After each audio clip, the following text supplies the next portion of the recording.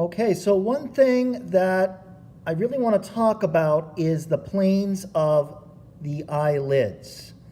Now, the eyelids protect the eyeball. So if we think about the structure of these planes, if I look at the upper eyelid, for example, it hangs slightly in front of the eyeball and slightly on top.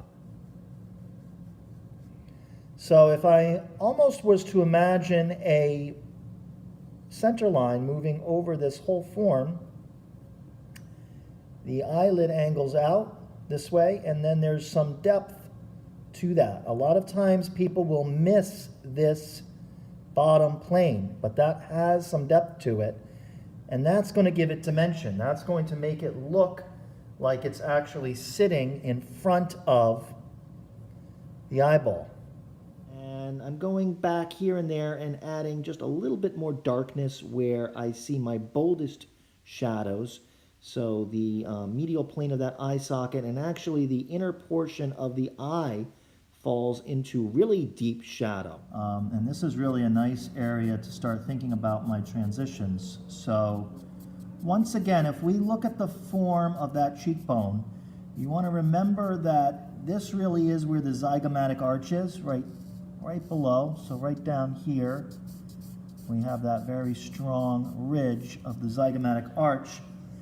But there's a turning through this plane right here. So this is really not a super abrupt edge. There is a very nice transition that comes off of that, which is going to make that look more like a round form.